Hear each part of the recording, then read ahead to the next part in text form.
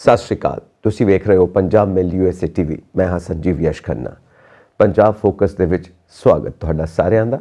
Studios ਦੇ ਵਿੱਚ ਮੇਰੇ ਨਾਲ ਮੌਜੂਦ ਨੇ ਬਲਕਾਰ ਸਿੰਘ। ਹਾਂਜੀ, ਪੰਜਾਬ ਮੇਲ USA TV ਚੈਨਲ ਦੇ ਪਿਆਰੇ ਦਰਸ਼ਕੋ, ਮੈਂ ਹਾਂ ਸੀਨੀਅਰ ਜਰਨਲਿਸਟ ਬਲਕਾਰ ਸਿੰਘ ਤੇ ਮੈਂ ਹੁਣ ਗੁਜ਼ਾਰਿਸ਼ ਕਰਾਂਗਾ ਖੰਨਾ ਜੀ ਨੂੰ ਕਿ ਖੰਨਾ ਜੀ ਅੱਜ ਕਿਹੜਾ ਵਿਸ਼ਾ ਅਸੀਂ ਜਿਹੜੀ ਜਾਣਕਾਰੀ ਦੇ ਰਹੇ ਹਾਂ ਆਪਣੇ ਦਰਸ਼ਕਾਂ ਨੂੰ, ਉਹ ਭਖਦਾ ਮਸਲਾ ਕਿਹੜਾ ਹੈਗਾ ਜਿਹੜਾ ਚਾਹੇ ਸਾਡੇ ਦੇਸ਼ ਦਾ ਹੋਵੇ, ਚਾਹੇ ਪ੍ਰਦੇਸ਼ ਦਾ ਹੋਵੇ, ਚਾਹੇ ਬਾਹਰਲੇ ਦੇਸ਼ਾਂ ਦਾ ਹੋਵੇ, ਉਹ ਦੱਸੋ ਸਾਡੇ ਜਿਹੜੇ ਦਰਸ਼ਕ ਨੇ ਉਹ ਉਡੀਕ 'ਚ ਨੇ।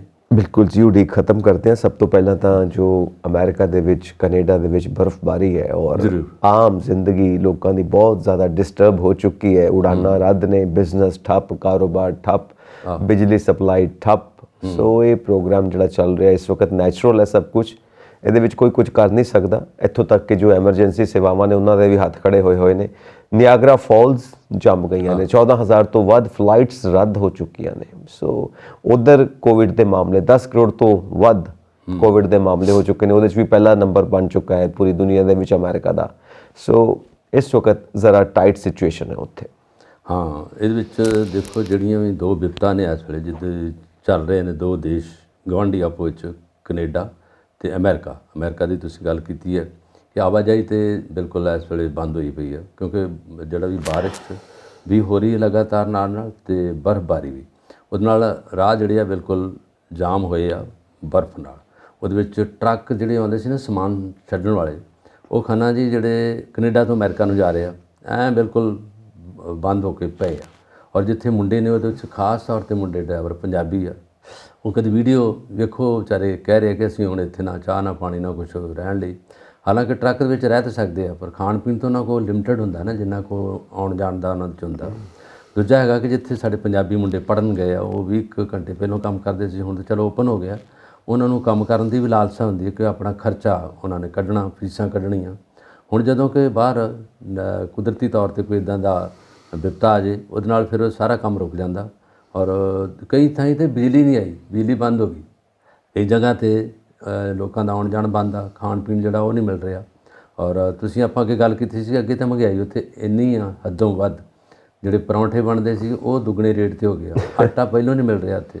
ਆਲੂ ਖਾਣ ਦੇ ਸ਼ੌਕੀਨ ਆ ਸਾਡੇ ਪੰਜਾਬ ਦੇ ਲੋਕ, ਉਹ ਵੀ ਘੱਟ ਮਿਲ ਰਿਹਾ।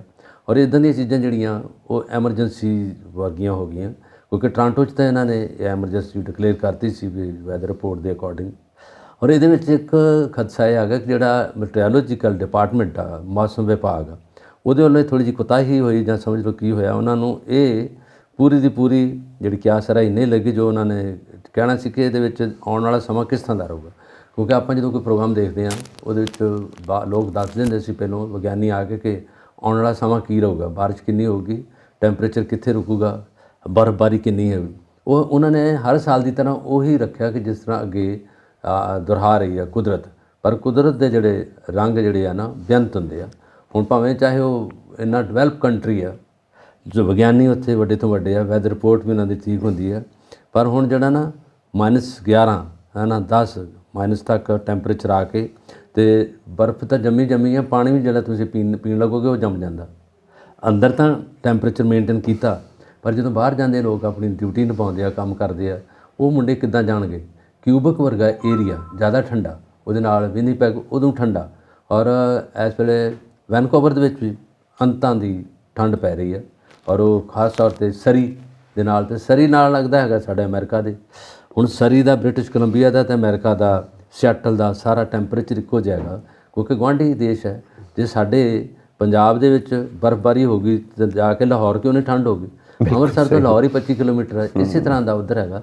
ਸਿਰਫ ਆਪਣੇ ਤਾਰਾਂ ਲੱਗੀਆਂ, ਤਾਰਾਂ ਤੋਂ ਡਰਦੀ ਠੰਡ ਤਾਂ ਨਹੀਂ ਜਾਊਗੀ, ਉਹਨਾਂ ਦਾ ਜਾਣਾ ਹੀ ਜਾਣਾ ਨਾ। ਜਦ ਬਿਜਲੀ ਛੱਡ ਦਿਓ, ਜੋ ਮਰਜ਼ੀ ਛੱਡ ਦਿਓ, ਕੁਦਰਤ ਦੇ ਜਿਹੜੇ ਰੰਗ ਨਿਆਰੇ ਹੁੰਦੇ ਆ। ਅਤੇ ਇਹ ਤਾਂ ਤੁਸੀਂ ਪੁੱਛਿਆ ਸੀ ਕਿ ਅਮਰੀਕਾ 'ਚ ਹਾਲਤ ਮਾੜੀ। ਬਿਲਕੁਲ, ਕਿਉਂਕਿ ਕੁਦਰਤ ਨੇ ਤਾਂ ਇੱਕੋ ਹੀ ਧਰਤੀ ਬਣਾਈ ਹੈ, ਇੱਕੋ ਹੀ ਇਲਾਕਾ ਹੈ, ਇਹ ਨਹੀਂ ਵੇਖਣਾ ਕਿਹੜਾ ਕੰਟਰੀ ਹੈ, ਵੰਡੀਆਂ ਅਸੀਂ ਪਾਈਆਂ ਹੋਈਆਂ ਨੇ। ਸੋ ਬਸ ਹੀ ਬਾਕੀ ਤਾਂ ਅਰਦਾਸ ਹੀ ਕਰ ਸਕਦੇ ਹਾਂ ਅਸੀਂ ਕਿ ਸਭ ਕੁਝ ਸਹੀ ਰਹੇ। ਉੱਥੇ ਲੋਕਾਂ ਦੀਆਂ ਜਾਨਾਂ ਬੜੀਆਂ ਕੀਮਤੀ ਨੇ, ਅੱਗੇ ਹੀ ਬਹੁਤ ਕੁਝ ਝੇਲ ਚੁੱਕਾ ਹੈ, ਇੰਨੀਆਂ ਡੈਥਸ ਹੋ ਚੁੱਕੀਆਂ ਨੇ ਅਮਰੀਕਾ ਦੇ ਵਿੱਚ ਡਿਊ ਟੂ ਕੋਵਿਡ ਵਾਇਰਸ 19 ਜਿਹੜਾ ਹੋਇਆ ਹੈ। ਸੋ ਇਸ ਕਰਕੇ ਇਹ ਅਰਦਾਸ ਹੀ ਹੈ ਸਾਡੇ ਵੱਲੋਂ। ਔਰ ਬਾਕੀ ਭਾਰਤ ਦੇ ਵਿੱਚ ਵੀ ਬਹੁਤ ਠੰਡ ਹੈ, ਬਿਲਕੁਲ ਸਹੀ ਗੱਲ, ਇੱਥੇ ਵੀ ਬਹੁਤ ਬੁਰੀ ਹਾਲਤ ਹੈ। ਤੁਸੀਂ ਦੇਖੋ ਸੜਕਾਂ 'ਤੇ ਲੋਕੀ ਸੁੱਤੇ ਪਏ ਨੇ ਬੇਘਰੇ, ਪ੍ਰੋਪਰ ਕੱਪੜੇ ਨਹੀਂ, ਕੰਬਲ ਨਹੀਂ, ਰੋਟੀ ਨਹੀਂ ਖਾਧੀ, ਆਹ ਹਾਲਾਤ ਨੇ। ਔਰ ਅਸੀਂ ਗੱਲਾਂ ਬੜੀਆਂ ਚੰਦ ਤੇ ਪਹੁੰਚਣ ਦੀਆਂ ਕਰਦੇ ਪਏ ਆ, ਠੀਕ ਹੈ ਨਾ। ਉਹ ਵੀ ਗੱਲਾਂ ਸਾਨੂੰ ਦੇਖਣੀਆਂ ਚਾਹੀਦੀਆਂ ਨੇ ਕਿ ਕਿੱਥੇ ਕਿੱਥੇ ਅਸੀਂ ਦੂਜੇ ਦੇ ਸਹਾਈ ਹੋ ਸਕਦੇ ਹਾਂ, ਦੂਜੇ ਦੇ ਨਾਲ ਕਿੱਥੇ ਕਿੱਥੇ ਅਸੀਂ ਸਹਾਇਤਾ ਦੇ ਸਕਦੇ ਹਾਂ, ਇਹ ਵੀ ਸਾਨੂੰ ਦੇਖਣਾ ਚਾਹੀਦਾ। ਸੋ ਅੱਗੇ ਚੱਲਦੇ ਹਾਂ ਜੀ ਕਿ ਚੀਨ ਸਣੇ, ਕਿਉਂਕਿ ਕੋਵਿਡ ਦੀ ਆਪਾਂ ਗੱਲ ਕੀਤੀ, ਵਾਇਰਸ 19 ਦੀ। ਸੋ ਚੀਨ ਸਣੇ ਹੋਰਨਾਂ ਏਸ਼ੀਆਈ ਦੇਸ਼ਾਂ ਤੋਂ ਆਉਣ ਵਾਲੇ ਯਾਤਰੀਆਂ ਲਈ ਕੋਵਿਡ ਨੈਗੇਟਿਵ ਲਾਜ਼ਮੀ, ਜੇ ਕੋਈ ਪੋਜ਼ਿਟਿਵ ਹੈ ਉਹ ਰਿਪੋਰਟਿੰਗ ਕਰਨੀ ਪਏਗੀ। 5 ਦੇਸ਼ਾਂ ਨੂੰ ਖੈਰ ਉਹਨਾਂ ਨੇ ਦਿੱਤਾ ਹੈ। ਭਾਰਤ ਨੇ ਵੀ ਇਸ ਦੇ ਉੱਤੇ ਅਲਰਟ ਜਾਰੀ ਕੀਤਾ ਹੋਇਆ ਹੈ ਕਿ ਅਸੀਂ ਆਪਣੇ ਮੁਲਕ ਨੂੰ ਬਚਾ ਕੇ ਰੱਖੀਏ, ਕਿਤੇ ਫਿਰ ਨਾ ਲੋਕਡਾਊਨ ਲੱਗ ਜਾਵੇ। ਲੋਕੀ ਕੀ ਕਰਨਗੇ ਅੱਗੇ ਲੋਕਡਾਊਨ ਦੇ ਵਿੱਚ, ਦੇਖੋ ਕੀ ਹਾਲ ਬਣਿਆ ਸੀ ਸਾਡਾ ਸਾਰਿਆਂ ਦਾ। ਸੋ ਇਸ ਕਰਕੇ ਹੁਣ ਇਹ ਇਹਤਿਆਤ ਗਵਰਨਮੈਂਟ ਆਫ ਇੰਡੀਆ ਵਰਤ ਰਹੀ ਹੈ ਔਰ ਅਲਰਟ ਜਾਰੀ ਹੈ। ਹਾਂ, ਸਿਹਤ ਮਹਿਕਮਾ ਜਾਂ ਸਿਹਤ ਵਿਭਾਗ ਜਿਹੜਾ ਹੈਗਾ ਇੰਡੀਆ ਦਾ, ਜਿਹੜੇ ਆਪਣੇ ਹੈਲਥ ਮਿਨਿਸਟਰ ਨੇ ਉਹਨਾਂ ਨੇ ਡਿਕਲੇਅਰ ਕਰਤਾ ਕਿ ਜਿਹੜੀ ਏਸ਼ੀਅਨ ਕੰਟਰੀ ਹੈ ਜੋ ਯਾਤਰੂ ਆ ਰਹੇ ਆ ਉਹਨਾਂ ਦਾ ਜਿਹੜਾ ਕਰੋਨਾ ਟੈਸਟ ਲੈਣਾ ਬਹੁਤ ਜ਼ਰੂਰੀ ਹੋ ਗਿਆ, ਤਾਂ ਕਿ ਉਹਨਾਂ ਨੂੰ ਪਤਾ ਲੱਗ ਸਕੇ ਕਿ ਜੇ ਤਾਂ ਉਹਨਾਂ ਦੀ ਪ੍ਰੋਬਲਮ ਹੈਗੀ ਆ, ਜੇ ਨੈਗੇਟਿਵ ਰਿਪੋਰਟ ਨਹੀਂ ਤਾਂ ਫਿਰ ਉਹਨਾਂ ਨੂੰ ਇਕਾਂਤ ਪਾਸ ਜਗ੍ਹਾ 'ਤੇ ਰੱਖਿਆ ਜਾਊਗਾ ਟ੍ਰੀਟਮੈਂਟ ਲਈ। ਔਰ ਇਹਦੇ ਵਿੱਚ ਖੰਨਾ ਜੀ ਇਹ 'ਚ ਆ ਰਿਹਾ, ਜਾਪਾਨ ਆ ਰਿਹਾ, ਦੱਖਣੀ ਕੋਰੀਆ, ਜਿਹਦੇ 'ਚ ਹਾਂਗਕਾਂਗ ਆ, ਸਿੰਗਾਪੁਰ ਆ, ਔਰ ਇਹਦੇ ਵਿੱਚ ਨਾਲ ਲੱਗਦੇ ਹੋਰ ਚਾਈਨਾ ਤਾਂ ਖੁਦ ਹੈ ਹੀ ਆ।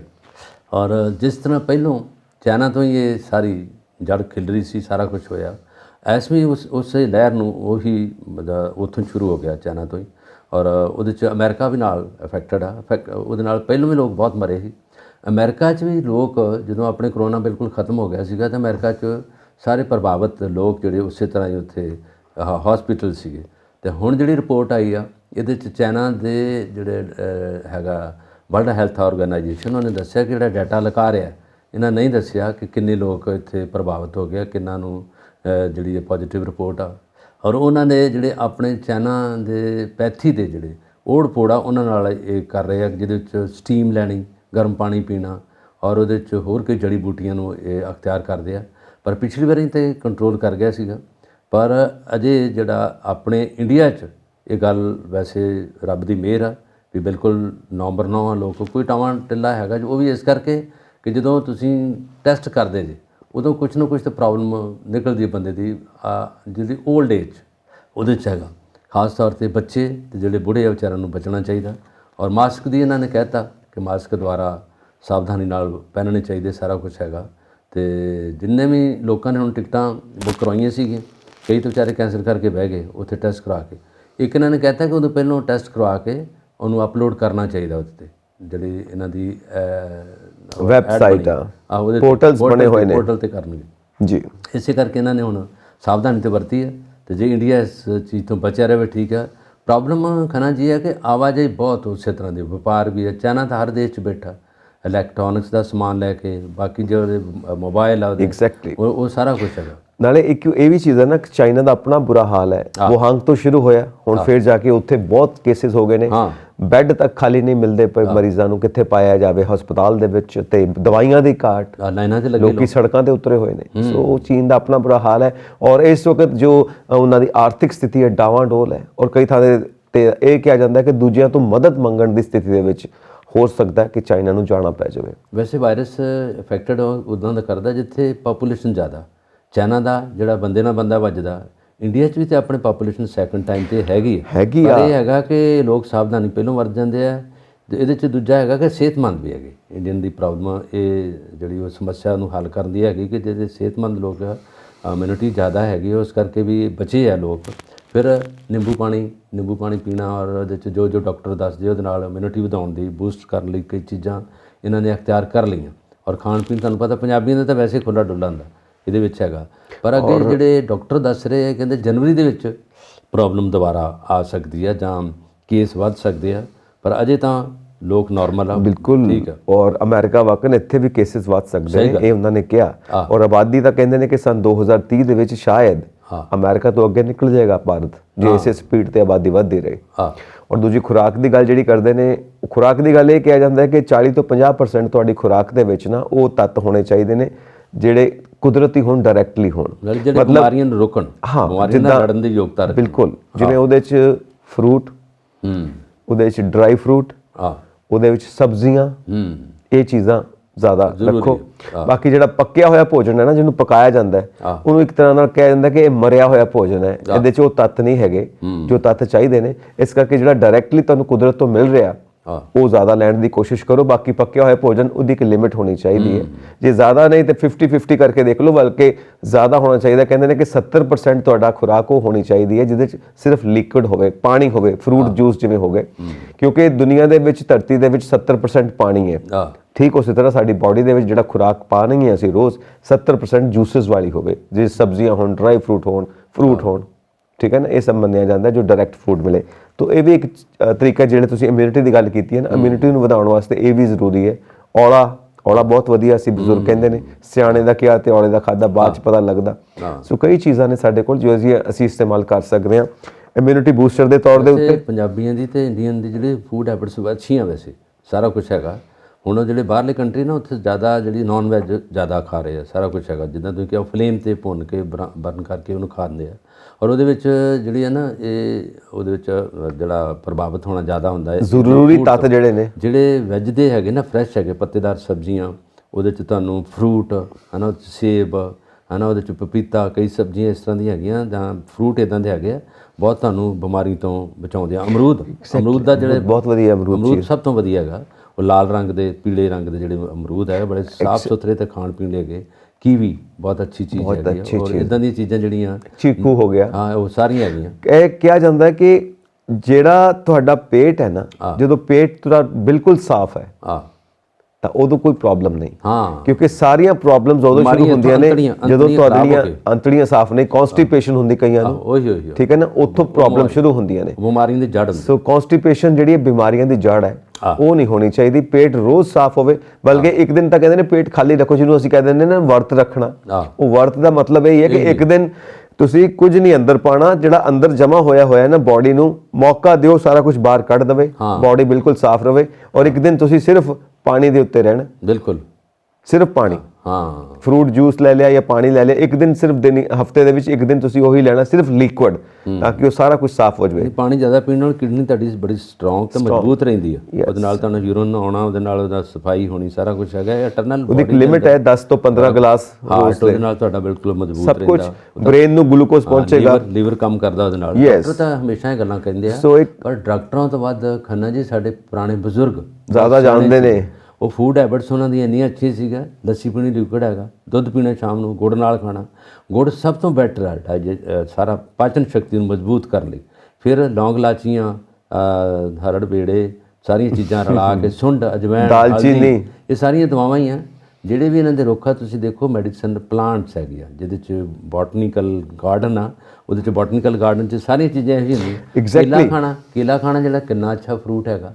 ਮੂੰਗਫਲੀ ਖਾਣੀ, ਕਾਜੂ, ਬਦਾਮ, ਗਿਰੀਆਂ, ਸਾਰਾ ਕੁਝ। ਇਹਦੇ ਨਾਲ ਸਿਹਤ ਤੁਹਾਡੀ ਬਿਲਕੁਲ ਮਜ਼ਬੂਤ ਹੁੰਦੀ ਹੈ ਤੇ ਤੁਹਾਡੇ ਕੈਲਸ਼ੀਅਮ ਦੀ ਜਿਹੜੀ ਘਾਟ ਉਹਨੂੰ ਮਜ਼ਬੂਤ ਕਰਦੀ ਹੈ। ਪੁਰਾਣੇ ਬੁੜੇ ਗਰਮ ਦੁੱਧ ਕਰਕੇ ਗੁੜ ਦੀ ਢੇਲੀ ਨਾਲ ਰੱਖ ਕੇ ਖਾਂਦੇ। ਕੈਲਸ਼ੀਅਮ ਕਿੰਨਾ ਆਊਗਾ? ਬਜ਼ੁਰਗ ਤੇ ਖੰਘਦੇ ਨੇ, ਕਿਤੇ ਕੋਈ ਇਹਨਾਂ ਨੂੰ ਬੁਖਾਰ ਨਹੀਂ ਸੀ ਹੁੰਦਾ। ਹੁਣ ਲੋਕਾਂ ਦਾ ਜਿਹੜੀਆਂ ਫੂਡ ਹੈਬਿਟਸ ਜਿਹੜੀਆਂ ਨਾ, ਜੰਕ ਫੂਡ ਨੇ ਮਾਰ ਲਈਆਂ।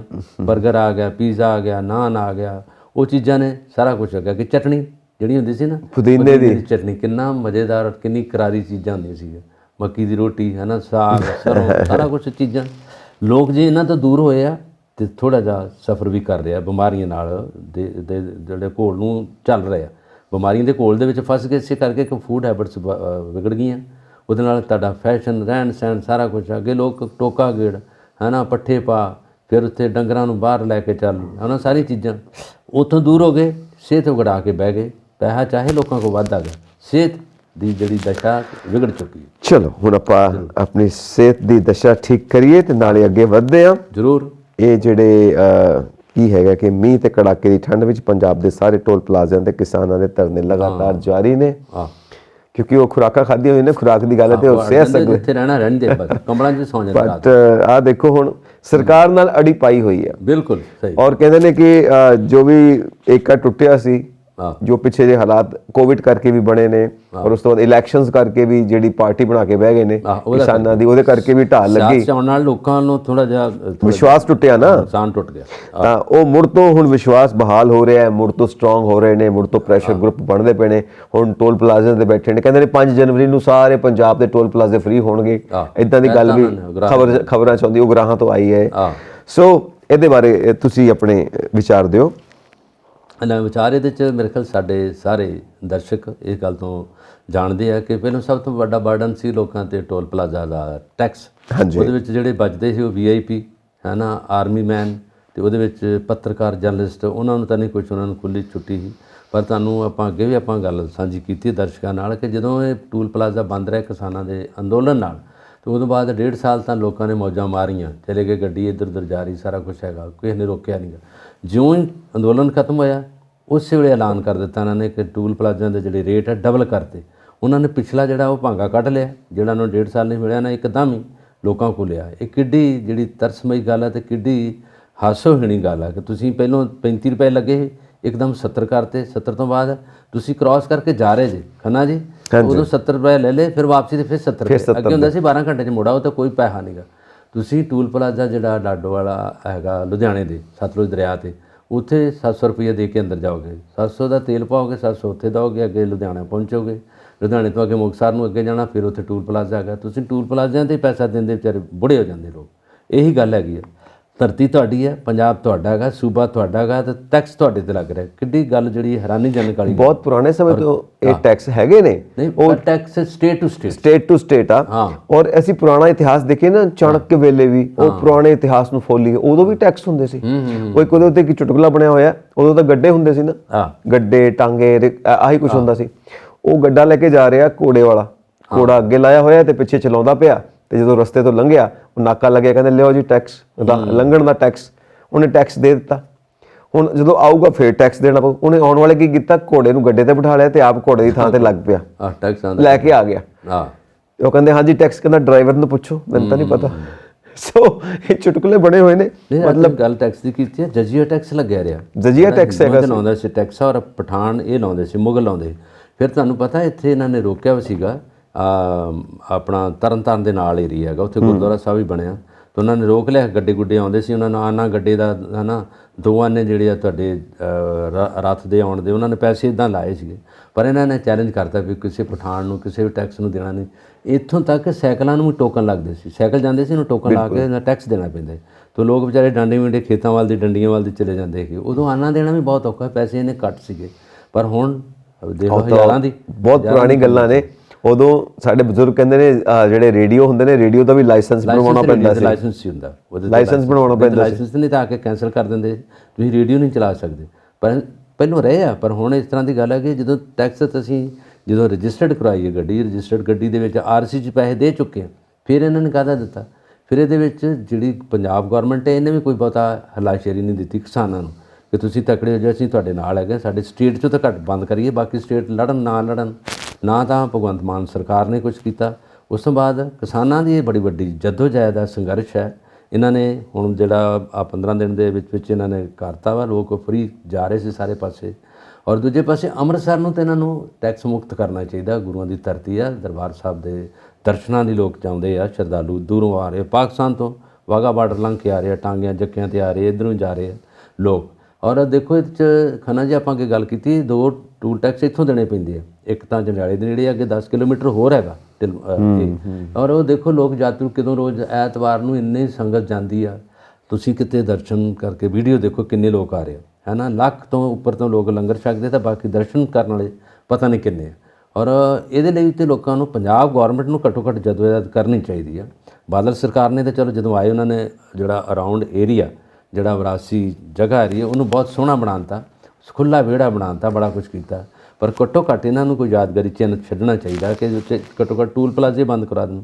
ਕਿਸਾਨ ਉੱਠੇ ਲੈ ਕੇ ਤਲਵਾਰਾਂ ਡਾਂਗਾਂ ਲੈ ਕੇ ਖੜੇ ਹੋ ਗਏ ਬਸ ਹੁਣ ਠੰਡ ਦੇ ਰੁੱਤ 'ਚ। ਇੱਕ ਬਲਕਾਰ ਜੀ ਵੀਡੀਓ ਵਾਇਰਲ ਹੋਈ ਸੀ, ਮੈਂ ਦੇਖ ਲਿਆ ਸੀ ਸੋਸ਼ਲ ਮੀਡੀਆ ਦੇ ਉੱਤੇ। ਉਹ ਪੁਲਿਸ ਨੇ ਨਾ ਡਾਂਗਾਂ ਮਾਰੀਆਂ ਕਿਸਾਨਾਂ ਨੂੰ, ਤੇ ਅੱਗੋਂ ਡਾਂਗ ਉਹ ਵੀ ਸਿੱਧੇ ਹੋ ਗਏ, ਉਹਨਾਂ ਨੇ ਚੁੱਕ ਕੇ ਪੁਲਿਸ ਕੋਲ ਸੁੱਟੀ। ਉਹ ਇੱਕ ਵੀਡੀਓ ਹੈਗਾ ਜਿਸ 'ਚ ਗਾਤਰਾ ਪਹਿਨੇ ਆ ਸਰਦਾਰ ਜੀ ਆ, ਉਹਨਾਂ ਨੇ ਇਕੱਲੇ ਨੇ ਨਾ ਉਹ ਪੁਲਿਸ ਵਾਲੇ ਭਜਾਏ ਔਰ ਕਈ ਥਾਂ ਡਿੱਗੇ ਪੁਲਿਸ ਵਾਲੇ ਯੂਨੀਫਾਰਮ 'ਚ ਹੀ। ਉਹ ਐਸੀ ਸ਼ੂਟ ਮਾਰਦਾ ਇਹਨਾਂ ਡੰਡਾ ਮਾਰਦਾ ਉਹਦੇ ਤੋਂ ਨਾਲ ਉਹਦੇ ਹੋਰ ਵੀ ਸਿੰਘ ਆ ਗਏ, ਉਹਨੇ ਗਾਤਰਾ ਪਾਇਆ, ਇਕੱਲੇ ਨੇ ਭਜਾਤੇ। ਔਰ ਦੇਖੋ ਗੁੱਸਾ ਜਾਂ ਜਿਹਦੇ ਬੰਦੇ 'ਚ ਜ਼ੋਰ ਆ ਜਾਂ ਜੋਸ਼ ਆ, ਉਹਨੇ ਹੈਗਾ। ਨੌਕਰੀ ਵਾਲਾ ਬੰਦਾ ਤਾਂ ਅੱਗੇ ਅੜ ਹੀ ਨਹੀਂ ਸਕਦਾ। ਫਿਰ ਜਿਹੜੇ ਜੌਬ ਕਰਨੇ ਨੂੰ ਪਤਾ ਵੀ ਮੈਂ ਹੁਣ ਡਾਂਗਾ ਕਿਉਂ ਖਾਵਾਂ, ਤਨਖਾਹ ਤਾਂ ਫਿਰ ਹੀ ਮਿਲ ਜਾਣੀ ਹੈ, ਭੱਜ ਜਾਓ ਇੱਥੋਂ।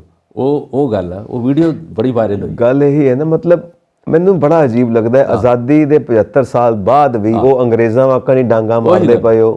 ਜਿਵੇਂ ਅੰਗਰੇਜ਼ ਡਾਂਗਾ ਮਾਰਦੇ ਸੀ, ਉਦੋਂ ਤਾਂ ਗੁਲਾਮ ਸੀ, ਹੁਣ ਥੋੜਾ ਗੁਲਾਮ ਹੈਗੇ। ਡਾਂਗਾ ਕਿਉਂ ਖਾਈਏ ਬਾਈ?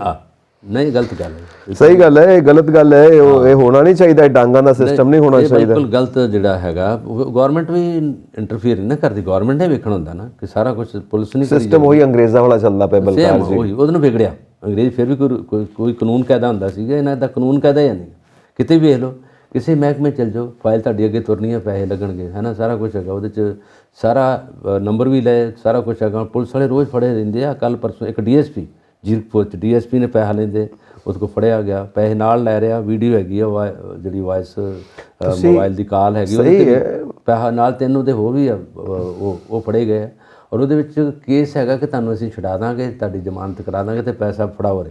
100 ਰੁਪਏ ਪਿੱਛੇ ਲੜਦੇ, 100 ਰੁਪਏ ਪਿੱਛੇ ਲੜਦੇ, ਗੁੱਥਮ ਗੁੱਥਾ ਹੋ ਜਾਂਦਾ। ਦੱਸੋ ਇਹ ਹਾਲਤ ਨੇ। ਨਹੀਂ, ਜਿਹਨਾਂ ਪ੍ਰੋਟੈਕਸ਼ਨ ਦੇਣੀ ਉਹ ਪੈਸੇ ਲੈ ਰਹੇ ਆ। ਪੁਲਿਸ ਨੇ ਤਾਂ ਪ੍ਰੋਟੈਕਸ਼ਨ ਦੇਣੀ ਆ ਨਾ, ਉਹ ਵੀ ਪਹਿਲੇ ਬਚਾਉਣਾ ਹੈਗਾ। ਤੇ ਉਹ ਕਾਹਦੀ ਇਮਾਨਦਾਰੀ ਤੇ ਕੀ? ਬਾਹਰਲੇ ਦੇਸ਼ਾਂ ਦੇਖ ਲਓ, ਤੁਹਾਨੂੰ ਗੱਡੀ 'ਚ ਬੈਠੇ ਆ ਤੁਸੀਂ, ਤੇ ਤੁਸੀਂ ਗਲਤ ਟਰਨ ਲਈਏ, ਰੌਂਗ ਟਰਨ ਤੋਂ ਆ ਰਹੇ ਆ, ਤੁਹਾਨੂੰ ਆ ਕੇ ਪੁੱਛਣਗੇ, ਪੁੱਛਣ ਤੋਂ ਬਾਅਦ ਫਿਰ ਤੁਹਾਡੇ ਨਾਲ ਗੱਲ ਕਰਨਗੇ। ਪਰ ਤੁਸੀਂ ਗੱਡੀ 'ਚ ਬੈਠੇ ਜੇ, ਇਹ ਡੰਡੇ ਮਾਰ ਕੇ ਬਾਹਰ ਕੱਢ ਲੈਂਦੇ, ਬਾਹਰ ਆਵੇ। ਚਲੋ 2022 ਜਾ ਰਿਹਾ, 2023 ਆ ਰਿਹਾ, ਕਿਸਾਨਾਂ ਦੀ ਏਕਤਾ ਬਣਦੀ ਪਈ ਹੈ।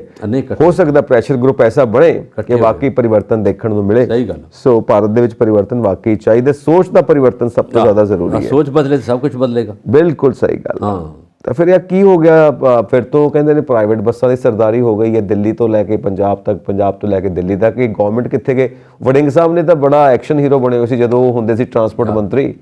ਤੇ ਹੁਣ ਇਹ ਸਾਰਾ ਕੁਝ ਕਿੱਥੇ ਗਿਆ? ਉਹ ਫਿਲਮ ਸਮਾਪਤ ਹੋ ਗਈ ਜਿਹੜੀ ਚੱਲਦੀ ਪਈ ਸੀ।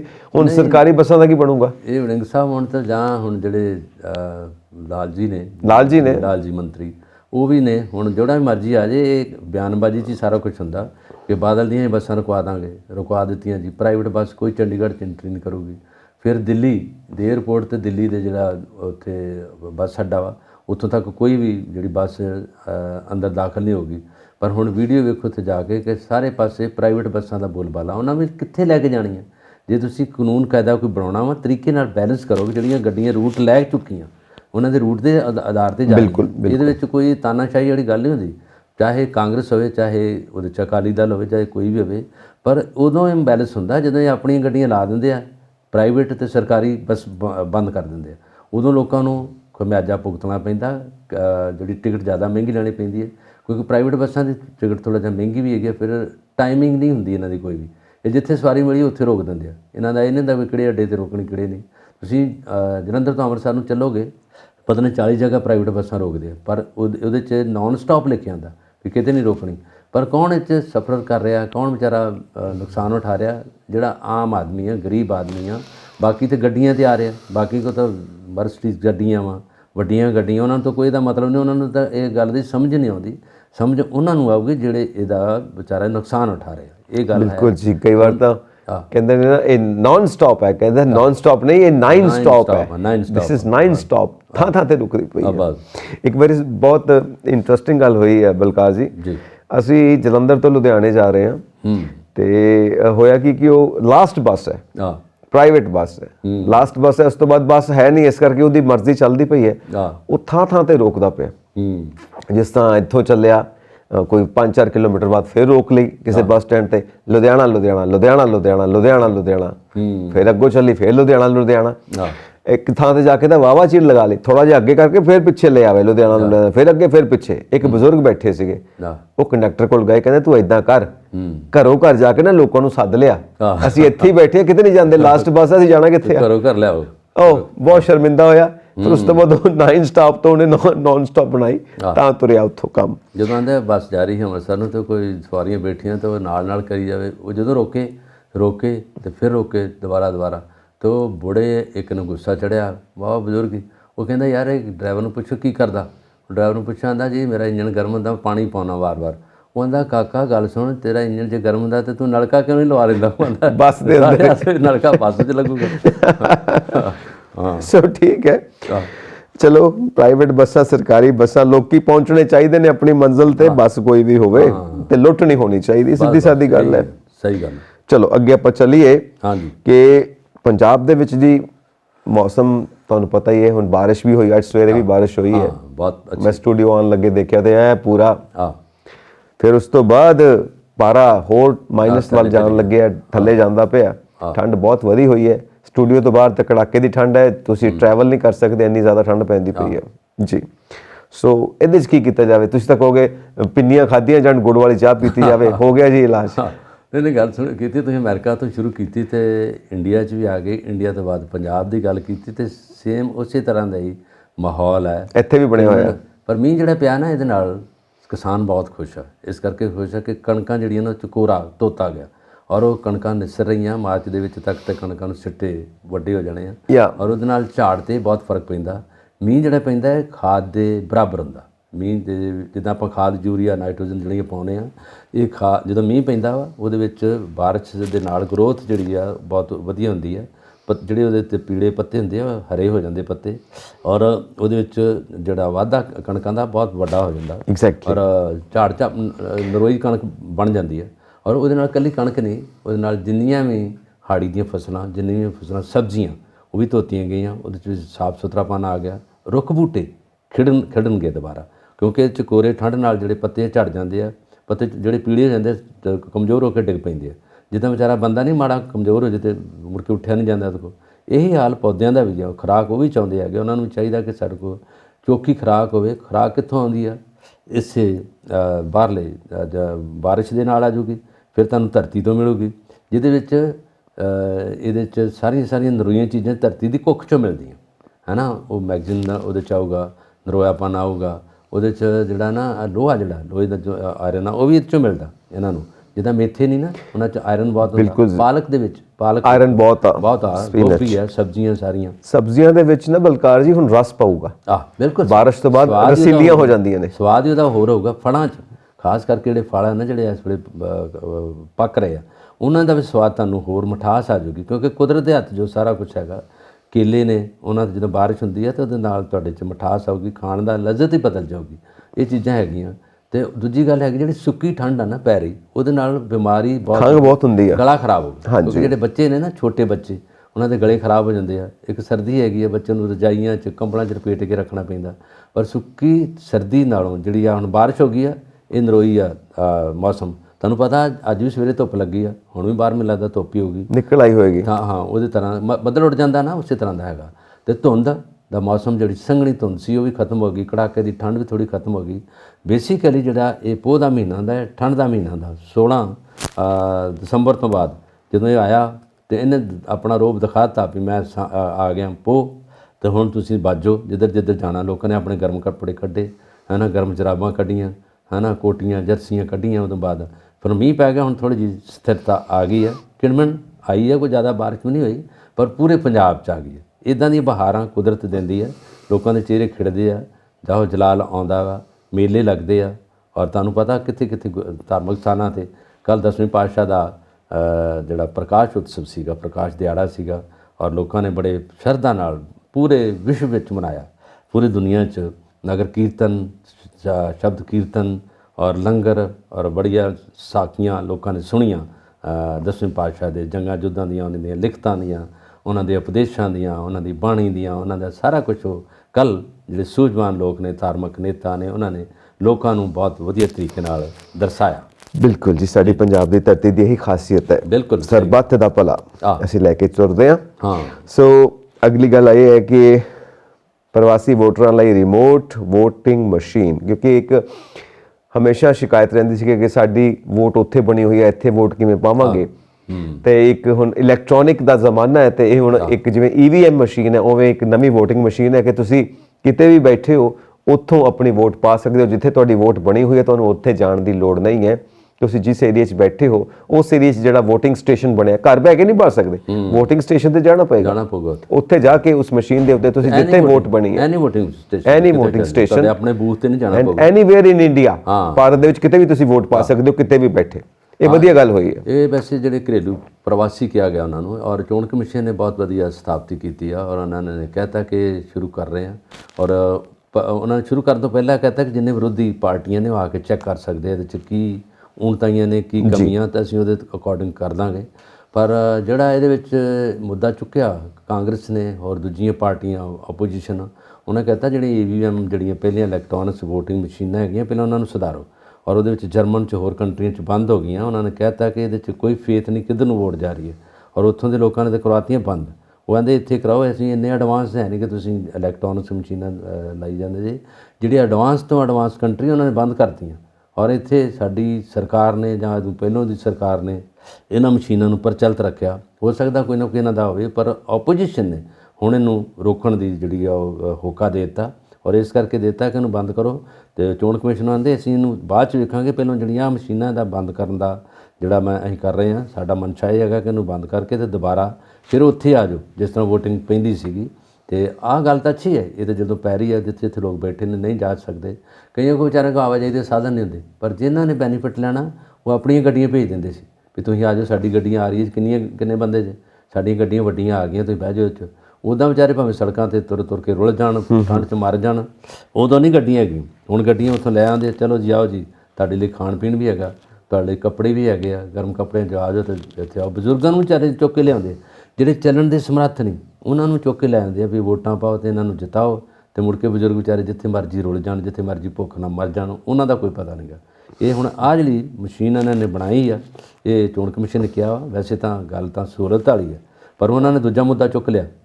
ਕਿਆ ਸਰਦਾਰ ਜਿਹੜੀ ਮੌਕੇ ਦੀ ਸਰਕਾਰ ਨੂੰ ਕਹਿ ਦਿੱਤਾ ਕਿ ਤੁਸੀਂ ਉੱਤੇ ਪਹਿਲਾਂ ਕੰਟਰੋਲ ਕਰੋ ਕਿ ਜਿਹੜੀਆਂ ਪਹਿਲਾਂ ਇਲੈਕਟ੍ਰੋਨਿਕਸ ਵੋਟਿੰਗ ਮਸ਼ੀਨਾਂ ਚੱਲ ਰਹੀਆਂ, ਉਹਨਾਂ ਨੂੰ ਪਹਿਲਾਂ ਦੱਸੋ ਕਿ ਉਹ 'ਚ ਕੀ ਕਮੀ ਆ, ਔਰ ਨਹੀਂ ਕਹਿੰਦੇ ਅਸੀਂ ਦੱਸਦੇ ਹਾਂ ਵੀ ਇਹਨਾਂ ਨੂੰ ਕਿਉਂ ਨਹੀਂ ਬਦਲਦੇ, ਔਰ ਉਹ ਬਦਲਣ ਦਾ ਨਾਂ ਨਹੀਂ ਲੈਣਗੇ, ਨਹੀਂ ਬਦਲੀ ਜਾਣਗੀਆਂ, ਕਿਉਂਕਿ ਚੋਣ ਕਮਿਸ਼ਨ ਤੋਂ ਲੈ ਕੇ ਸਾਰੀ ਬਿਊਰੋਕ੍ਰੇਸੀ ਜੋ ਸਾਰਾ ਕੁਛ ਹੈਗਾ ਉਹਨਾਂ ਦੇ ਹੱਥ 'ਚ ਹੈ, ਕੋਈ ਕੌਣ ਕ੍ਰਿਟਿਸਾਈਜ਼ ਕਰੂਗਾ, ਔਰ ਇਹ ਚੱਲਣਾ ਇੱਦਾਂ ਦਾ ਮੁੱਦਾ। ਐਗਜ਼ੈਕਟਲੀ ਇਹੀ ਚੀਜ਼ਾਂ ਨੇ ਨਾ ਜਿਹੜੀਆਂ ਇੰਡੀਆ ਨੂੰ ਪਿੱਛੇ ਖਿੱਚਦੀਆਂ ਨੇ। ਜੇ ਇਹ ਸਭ ਚੀਜ਼ਾਂ ਸੂਤ ਹੋ ਜਾਣ ਤਾਂ ਸਾਰਾ ਸਿਸਟਮ ਸੂਤ ਹੋ ਸਕਦਾ, ਪਰ ਇਹ ਨੀਅਤ ਖੋਟੀ ਹੋਵੇ ਤਾਂ ਕੀ ਕੀਤਾ ਜਾਏ। ਨੀਅਤ ਦੀ ਤੇ ਗੱਲ ਹੈ, ਕਈ ਵਾਰ ਕਿਹਾ ਜਾਂਦਾ ਨਾ ਕਿ ਨੀਤੀਆਂ ਤੋਂ ਪਹਿਲਾਂ ਨੀਅਤ, ਜੇ ਨੀਅਤ ਸਹੀ ਹੈ ਤਾਂ ਨੀਤੀ ਸਹੀ ਬਣੇਗੀ। ਸੋ ਸਹੀ ਗੱਲ, ਆਪਾਂ ਅੱਗੇ ਤੁਰੀਏ। ਜ਼ਰੂਰ। ਅੱਗੇ ਇਹ ਜੀ ਕਿ ਯੂਕਰੇਨ ਤੇ ਰਸ਼ੀਆ ਦੀ ਜੰਗ ਨੂੰ ਲੈ ਕੇ ਪੂਰੀ ਦੁਨੀਆ ਦੇ ਵਿੱਚ ਚਰਚਾ ਹੈ। ਹੁਣ G20 ਸੰਮੇਲਨ ਹੋਇਆ ਸੀ, ਉਹਦੇ ਵਿੱਚ ਨਿੰਦਾ ਜ਼ਰੂਰ ਹੋਈ ਹੈ, ਪਰ ਰੋਕਣ ਦੀ ਗੱਲ ਫਿਰ ਉੱਥੇ ਦੀ ਉੱਥੇ, ਉਹਨਾਂ ਨੂੰ ਹਥਿਆਰ ਸਪਲਾਈ ਹੋ ਰਹੇ ਨੇ, ਪੈਸਾ ਦੇ ਰਹੇ ਆ, ਔਰ ਹੁਣ ਨਵੇਂ ਸਾਲ ਦੇ ਵਿੱਚ ਐਂਟਰ ਹੋ ਰਹੀ ਹੈ ਜੰਗ, ਹਜੇ ਵੀ ਚੱਲ ਰਹੀ ਹੈ। ਹਾਲਾਂਕਿ ਥੋੜੇ ਸਿਗਨਲਸ ਮਿਲਣੇ ਸ਼ੁਰੂ ਹੋਏ ਨੇ ਕਿ ਬੰਦ ਕੀਤੀ ਜਾਏ, ਵਾਰਤਾ ਕੀਤੀ ਜਾਏ, ਟੇਬਲ ਤੇ ਬੈਠਿਆ ਜਾਏ। 10 ਮਹੀਨੇ ਤੋਂ ਉੱਤੇ ਹੋ ਚੁੱਕੇ ਨੇ, ਔਰ ਅਸੀਂ ਹਮੇਸ਼ਾ ਗੱਲ ਕਰਦੇ ਹਾਂ ਕਿ ਜੰਗ ਦੇ ਵਿੱਚ ਨਾ ਜਿੱਤਣ ਵਾਲੇ ਦਾ ਫਾਇਦਾ ਨਾ ਹਾਰਨ ਵਾਲੇ ਦਾ ਫਾਇਦਾ, ਸਿਰਫ ਤੇ ਸਿਰਫ ਹਥਿਆਰ ਵੇਚਣ ਵਾਲੇ ਦਾ ਫਾਇਦਾ ਹੁੰਦਾ ਹੈ ਜੰਗ ਦੇ ਵਿੱਚ। ਵੈਸੇ ਜੰਗ ਦਾ, ਯੁੱਧ ਦਾ ਜਿਹੜਾ ਸਿੱਟਾ ਹੈ ਇਹ ਵਿਨਾਸ਼ਕਾਰੀ ਹੁੰਦਾ ਹੈ, ਵਿਨਾਸ਼ਕਾਰੀ ਸਿੱਟਾ ਇਹ ਨਿਕਲਣਾ ਕਿ ਤਬਾਹੀ ਹੈ, ਤਬਾਹੀ ਨਾਲ ਹੀ ਸਾਰਾ ਕੁਝ ਹੁੰਦਾ। ਪਰ ਹੁਣ ਇਹ ਜੰਗ ਜਿਹੜੀ ਹੈਗੀ ਯੂਕਰੇਨ ਤੇ ਰਸ਼ੀਆ ਦੀ, ਇਹ ਘਟਣ ਦੀ ਬਜਾਏ ਵਧੀ ਹੈ, ਇਹ ਵੱਧਦੀ ਜਾ ਰਹੀ ਹੈ। ਵੱਧਦੀ ਇਸ ਕਰਕੇ ਜਾ ਰਹੀ ਹੈ ਕਿ ਇੱਕ ਪਾਸੇ ਯੂਰਪੀਅਨ ਕੰਟਰੀ ਦੇ ਲੋਕ ਹੈਗੇ ਆ ਪੱਛਮੀ, ਦੂਜੇ ਪਾਸੇ ਜਿਹੜੇ ਅਮਰੀਕਾ ਵੀ ਬੈਠਾ, ਉਹ ਵੀ ਆ ਗਿਆ, ਹਥਿਆਰ ਫ੍ਰੀ 'ਚ ਉਹਨਾਂ ਨੂੰ ਦੇ ਰਿਹਾ। ਪ੍ਰੌਕਸੀ ਵਾਰ ਹੈ, ਵੈਸੇ ਪ੍ਰੌਕਸੀ ਵਾਰ, ਇਹ ਵਰਲਡ ਵਾਰ ਜਿਹੜੀ ਹੈਗੀ ਹੈ ਇਟਰਨਲ ਉਹੀ ਹੈ, ਗਰੁੱਪਿਜ਼ਮ ਬਣ ਗਿਆ, ਸਾਰਾ ਕੁਝ ਹੈਗਾ ਉਹਦੇ 'ਚ, ਲੌਬੀਜ਼ ਆ ਗਈਆਂ। ਪਰ ਪ੍ਰੋਬਲਮ ਇਹ ਆ ਗਈ ਕਿ ਜਿਹੜਾ ਹੁਣ ਇਹਨਾਂ ਨੇ ਕੀਤਾ ਕਿ 100 ਮਿਜ਼ਾਈਲਾਂ ਨੇ ਕੱਲ੍ਹ ਅਟੈਕ ਕੀਤਾ ਯੂਕਰੇਨ 'ਤੇ, ਔਰ 100 ਮਿਜ਼ਾਈਲਾਂ ਜਦੋਂ ਚੱਲਦੀਆਂ ਕੀ ਕੁਛ ਹੋਊਗਾ, ਔਰ ਤਬਾਹੀ ਦਾ ਨਾਂ ਮਿਜ਼ਾਈਲਾਂ ਹੈਗੀਆਂ, ਉਹ ਉੱਥੋਂ ਚਲਾਉਂਦੇ ਆ, ਕੋਈ ਜ਼ਮੀਨ 'ਤੇ ਲੜਾਈ ਤਾਂ ਹੋਈ ਨਹੀਂ। ਉਹਦੇ 'ਤੇ ਹੈਗੇ ਆ ਬੱਚੇ ਰੋ ਰਹੇ ਆ, ਔਰਤਾਂ, ਤੁਸੀਂ ਤਸਵੀਰਾਂ ਵੇਖੋ ਜਾਂ ਵੀਡੀਓ ਵੇਖੋ, ਗਲ ਲੱਗ ਕੇ ਰੋ ਰਹੇ ਆ। ਜਿਹੜੇ ਘਰ ਦੇ 10 ਜੀ ਹੈਗੇ ਉਹ 3 ਹੀ ਰਹਿ ਗਏ, ਦੋ ਰਹਿ ਗਏ, ਬਾਕੀ ਲੱਭਦੇ ਨਹੀਂ ਗਏ, ਮਾਰੇ ਗਏ, ਸਾਰਾ ਕੁਛ ਹੈਗਾ। ਸਕੂਲ ਬੰਦ ਆ, ਹਸਪੀਟਲ ਬੰਦ ਆ, ਲੋਕ ਜਿਹੜੇ ਜ਼ਖਮੀ ਆ, ਜਿਹੜੇ ਮਾਰੇ ਗਏ ਆ, ਉਹ ਸਾਰੇ ਰੋਮਾਨੀਆ ਵੱਲ ਵੀ ਭੱਜੇ। ਰੋਮਾਨੀਆ ਇੱਕ ਬਿਲਕੁਲ ਨਾਲ ਦਾ ਦੇਸ਼ ਹੈਗਾ, ਉਹਨਾਂ ਦੇਸ਼ਾਂ 'ਚ ਸਰਹੱਦਾਂ 'ਤੇ ਆ ਕੇ ਲੋਕ ਬਹਿ ਗਏ ਵਿਚਾਰੇ, ਭੁੱਖੇ ਪਾਣੇ, ਮਾੜੀ ਹਾਲਤ ਆ। ਔਰ ਉਹਦੇ 'ਚ ਇਹਨਾਂ ਨੇ, ਯੂਕਰੇਨ ਨੇ ਵੈਸੇ ਇੱਕ 10 ਨੁਕਾਤੀ ਅਮਨ ਦਾ ਇੱਕ ਚਾਰਟਰ ਬਣਾ ਕੇ ਦਿੱਤਾ ਕਿ ਤੁਸੀਂ ਇੱਥੇ ਅਮਲ ਕਰੋਗੇ ਤਾਂ ਅਸੀਂ ਉਹਦੇ 'ਤੇ ਆ ਜਾਂਦੇ ਹਾਂ। ਨੰਬਰ 1 ਉਹਨਾਂ ਨੇ ਕਿਹਾ ਕਿ ਜਿੱਥੇ ਜਿੱਥੇ ਤੁਸੀਂ ਆਕੂਪਾਈ ਕਰ ਲਿਆ ਏਰੀਆ, ਵਾਪਸ ਦੇਣਾ ਪਊਗਾ ਸਾਨੂੰ, ਤੁਸੀਂ ਅੰਦਰ ਆ ਗਏ ਜੇ ਅਸੀਂ UN ਨੂੰ ਦੇ ਨਾਲ ਫੈਸਲਾ ਲਵਾਂਗੇ। ਇੰਡੀਆ ਨੇ ਉਹ 'ਚ ਅੱਛਾ ਜਿਹੜਾ ਰੋਲ ਨਿਭਾਇਆ। ਇੰਡੀਆ ਜਿਹੜਾ ਦੋਵਾਂ ਪੱਖਾਂ 'ਚ ਆ ਕੇ ਲੜਾਈ ਨੂੰ ਬੰਦ ਕਰਨ ਵਾਲੇ ਪਾਸੇ ਗਿਆ, ਕਿਉਂਕਿ ਮੋਦੀ ਜੀ ਗਏ ਸੀਗੇ ਅਮਰੀਕਾ, ਬਾਈਡਨ ਨਾਲ ਗੱਲਬਾਤ ਹੋਈ ਹੈ, ਬਾਈਡਨ ਤੋਂ ਬਾਅਦ ਰਸ਼ੀਆ ਦੇ ਜਿਹੜੇ ਪ੍ਰਧਾਨ ਮੰਤਰੀ ਨੇ ਉਹਨਾਂ ਨਾਲ ਗੱਲ ਹੋਈ ਹੈ, ਪੁਤਿਨ ਜੀ ਨਾਲ, ਫਿਰ ਇਹਨਾਂ ਦੇ ਜਿਹੜੇ ਯੂਕਰੇਨ ਦੇ ਆ ਇਹਨਾਂ ਦੇ ਪ੍ਰੈਜ਼ੀਡੈਂਟ ਉਹਨਾਂ ਨਾਲ ਵੀ ਗੱਲ ਹੋਈ ਹੈ।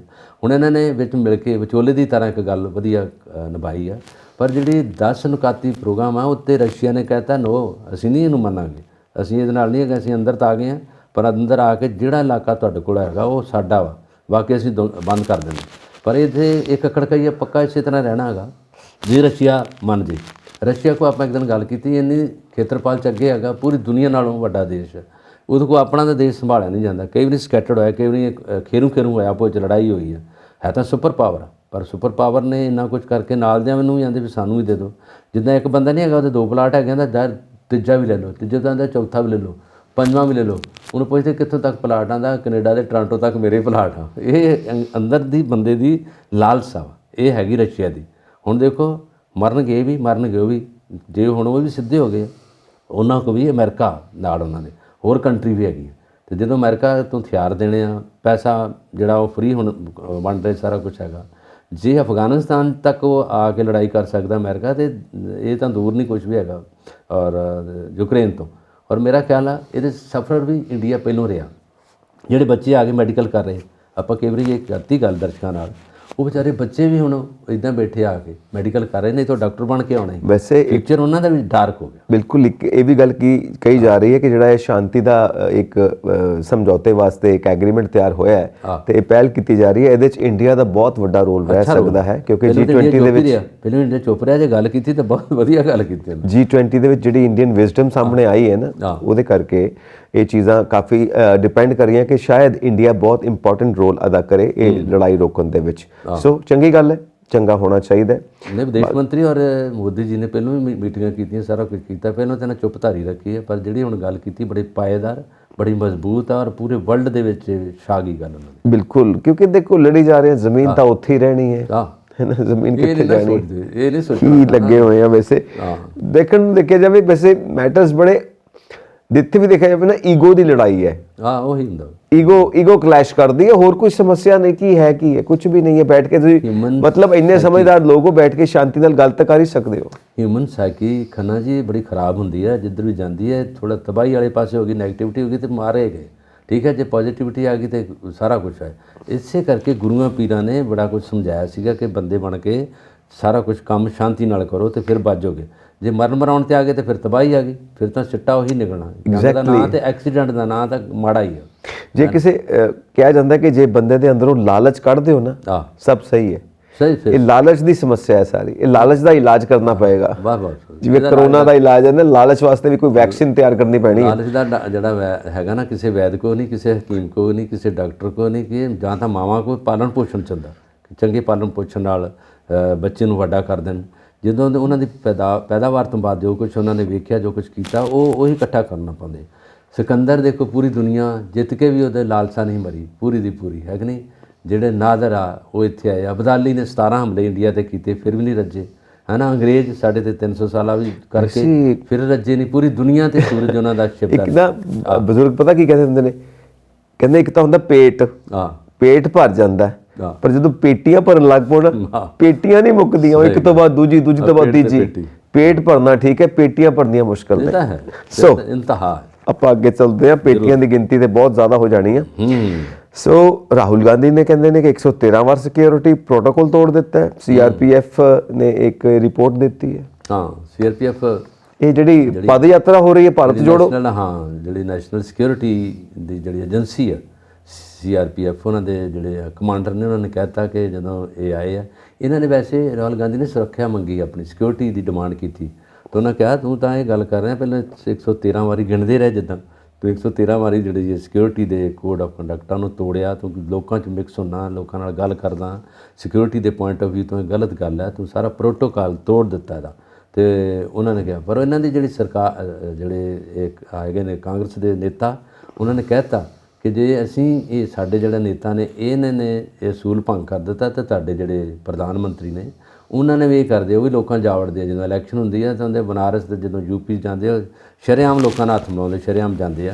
ਜਦੋਂ ਕਹਿੰਦੇ ਕੋਡ ਆਫ ਕੰਡਕਟ ਅਲਾਉ ਨਹੀਂ ਕਰਦਾ, ਤੁਸੀਂ ਇਹਦੇ 'ਤੇ ਵੀ ਗੌਰ ਫਰਮਾਓ।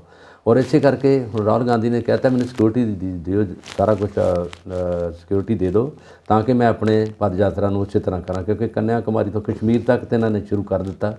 ਹੁਣ ਰਹੀ ਗੱਲ ਇਹਨਾਂ ਦੀ ਪੰਜਾਬ ਵੀ ਆ ਰਹੇ, ਹਰਿਆਣਾ ਖਤਮ ਹੋ ਗਿਆ, ਰਾਜਸਥਾਨ ਆਪਣੇ ਜਿਹੜੇ ਪੜੋਸੀ ਸੂਬੇ ਨੇ ਇਹ ਤਾਂ ਖਤਮ ਕਰਤੇ ਇਹਨਾਂ ਨੇ। ਹੁਣ ਇੱਧਰ ਆਉਣਾ, ਇੱਧਰ ਵੀ ਇਹਨਾਂ ਦੇ ਆਉਣ ਦੀਆਂ ਤਿਆਰੀਆਂ ਹੋ ਗਈਆਂ। ਸਾਡੇ ਜਿੰਨੇ ਵੀ ਨੇਤਾ ਨੇ, ਵੜਿੰਗ ਸਾਹਿਬ ਨੇ, ਪ੍ਰਗਟ ਸਿੰਘ ਆ, ਉਹਨਾਂ ਨੇ ਹੁਣ ਲਾਮਬੰਦ ਹੋ ਗਿਆ ਵੀ ਆ ਰਹੇ ਨੇ ਇੱਥੇ, ਔਰ ਉਹਦੇ ਲਈ ਸਾਰਾ ਕੁਝ ਇਹਨਾਂ ਨੇ ਤਿਆਰੀਆਂ ਕਰਤੀਆਂ। ਇੱਥੇ ਬੋਲਣਾ ਉਹਨਾਂ ਨੇ ਜੋ ਜੋ ਕਰਨਾ ਹੈਗਾ ਉਹ ਸਭ ਤੋਂ ਪਹਿਲਾਂ ਇੱਧਰੋਂ ਆ ਕੇ ਜਦੋਂ ਦਿੱਲੀ ਤੋਂ ਐਂਟਰੀ ਲੈਣਗੇ ਤੇ ਫਤਿਹਗੜ੍ਹ ਸਾਹਿਬ ਆ ਕੇ ਨਤਮਸਤਕ ਹੋ ਰਿਹਾ, ਮੱਥਾ ਇੱਥੇ ਟੇਕ ਕੇ ਫਿਰ ਪੂਰੇ ਪੰਜਾਬ 'ਚ ਘੁੰਮਣਗੇ। ਪਰ ਜਿਹੜੀਆਂ ਗੱਲਾਂ ਇਹ ਵੀ ਕਰਦੇ ਆ, ਹੁਣ ਇਹ ਇੱਕ ਦੂਜੇ 'ਤੇ ਦੋਸ਼ ਮੜਨ ਵਾਲੀ ਗੱਲ ਹੈਗੀ ਆ। ਜਦੋਂ ਵੀ ਜਾਂਦੇ ਆ ਨਾ, ਕੋਈ ਆਪੋਜੀਸ਼ਨ ਨੇ ਆਹ ਕਰਤਾ, ਆਪੋਜੀਸ਼ਨ ਉਹ ਕਰ ਦਿੱਤਾ, ਜਿਹੜਾ ਬੰਦਾ ਘੁੰਮ ਰਿਹਾ ਲੋਕਾਂ ਨੂੰ ਤਾਂ ਮਿਲੂਗਾ। ਜਦੋਂ ਪਦ ਯਾਤਰਾ ਹੈਗੀ ਹੈ, ਮਿਲਣਾ ਤਾਂ ਬਣਦਾ ਹੀ ਉਹਦਾ। ਬਿਲਕੁਲ। ਔਰ ਟੀ-ਸ਼ਰਟ ਪਾਈ ਹੋਈ ਹੈ। ਹਾਂ, ਟੀ-ਸ਼ਰਟ ਪਾ ਕੇ ਆਮ ਲੋਕਾਂ ਨਾਲ ਟੀ-ਸ਼ਰਟ ਪਾਈ ਹੈ ਔਰ ਸਾਰੇ ਸਵਾਲ ਪੁੱਛਦੇ ਪਏ ਨੇ, ਤੁਹਾਨੂੰ ਠੰਡ ਨਹੀਂ ਲੱਗਦੀ? ਬਜ਼ੁਰਗ ਔਰਤਾਂ ਦੇ ਕੋਲ ਬਹਿ ਜਾਂਦਾ, ਉਹਨਾਂ ਕੋਲ ਚਾਹ ਪੀਂਦਾ ਆ ਕੇ, ਉਹਨਾਂ ਕੋਲ ਖਾਂਦਾ ਪੀਂਦਾ, ਸਾਰਾ ਕੁਝ ਹੈਗਾ। ਇਹ ਹੈ ਨੇੜਤਾ ਵਧਾਉਣ ਦੀ ਗੱਲ। ਕੱਲ੍ਹ ਨੂੰ ਲੋਕ ਕਹਿਣਗੇ ਨਾ ਕਿ ਯਾਰ ਜਿਹੜਾ ਦੇਸ਼ ਦਾ ਪ੍ਰਧਾਨ ਮੰਤਰੀ ਹੈ, ਵੁੱਡ ਵੀ ਜਾਂ ਨੇਤਾ ਵਾ ਕਾਂਗਰਸ ਦਾ, ਉਹ ਸਾਡੇ ਘਰ ਆਇਆ ਸੀਗਾ। ਇਹ ਥੋੜ੍ਹੀ ਹੈਗੀ ਆ man to man, door to door. Yes, door to door, man to man. ਇਹ ਜ਼ਰੂਰੀ ਹੈ ਕਿ ਅਸੀਂ ਡੈਮੋਕ੍ਰੇਸੀ ਦੇ ਵਿੱਚ ਰਹਿੰਦੇ ਹਾਂ ਤਾਂ ਮਿਕਸ ਹੋ ਕੇ ਰਹੀਏ, ਮਿਲ ਜੁਲ ਕੇ ਰਹੀਏ। ਬਿਲਕੁਲ ਸਹੀ। ਸੋ ਦਲਾਈ ਲਾਮਾ ਜੋ ਬੌਧ ਧਰਮ ਦੇ ਧਰਮ ਗੁਰੂ ਨੇ, ਉਹਨਾਂ ਨੂੰ ਬੋਧ ਗਇਆ ਵਿੱਚ ਚੀਨੀ ਔਰਤ ਹੈ ਕੋਈ, ਉਹਨੇ ਜਾਨੋਂ ਮਾਰਨ ਦੀ ਧਮਕੀ ਦਿੱਤੀ ਹੈ। ਦੇਖੋ ਇਹਨਾਂ ਦਾ ਬੜਾ ਸਤਿਕਾਰ ਆ ਕਰਦੇ ਲੋਕ, ਬਹੁਤ ਦੂਰ ਤੱਕ ਹੈ। ਤਿੱਬਤ ਤੋਂ ਨੇ ਜਿਹੜੇ ਬੋਧ ਗਿਆ ਆਏ ਆ ਦਲਾਈ ਲਾਮਾ ਜੀ, ਔਰ ਇਹਨਾਂ ਦਾ ਇਸ ਕਰਕੇ ਸਤਿਕਾਰ ਹੁੰਦਾ ਕਿ ਇਹਨਾਂ ਨੇ ਬੜਾ ਲੋਕਾਂ ਨੂੰ ਜਿਹੜੀ ਆ ਬੜੇ ਵਧੀਆ ਉਪਦੇਸ਼ ਦਿੱਤੇ ਆ, ਲੋਕਾਂ ਨੂੰ ਰਲ ਮਿਲ ਕੇ ਰਹਿਣ ਦੇ ਉਪਦੇਸ਼ ਦਿੱਤੇ ਆ, ਔਰ ਇਹਨਾਂ ਨੂੰ ਸੁਣਦੇ ਲੋਕ। ਇਹਨਾਂ ਦੀ ਜਿਹੜੀ ਸਪੀਚ ਸੀਗਾ ਉਹ ਇੱਥੇ ਬੋਧ ਗਿਆ ਦੇਣ ਆਇਆ ਸੀ। ਜਿਹੜਾ ਬੋਧ ਗਿਆ ਵਰਲਡ ਹੈਰੀਟੇਜ ਦਾ ਜਗ੍ਹਾ ਹੈਗੀ ਹੈ, ਜਿੱਥੇ ਮਹਾਤਮਾ ਬੁੱਧ ਨੂੰ ਇਲਹਾਮ ਹੋਇਆ ਸੀ, ਇਨਲਾਈਟਮੈਂਟ ਹੋਈ ਸੀ। ਉਹ ਬੋਰਡ ਅਜੇ ਉਸੇ ਤਰ੍ਹਾਂ ਹੀ ਹੈਗਾ ਜਿੱਥੇ ਬੋਧ ਗਿਆ ਦੇ ਥੱਲੇ ਬੈਠੇ ਸੀ ਮਹਾਤਮਾ ਬੁੱਧ ਜੀ। ਔਰ ਇਹ ਬਿਹਾਰ ਦੇ ਸੂਬੇ 'ਚ ਹੈ, ਬਿਹਾਰ ਦੇ ਪਟਨਾ ਸਾਹਿਬ ਤੋਂ ਸਾਰਾ 200-250 ਕਿਲੋਮੀਟਰ ਹੈ।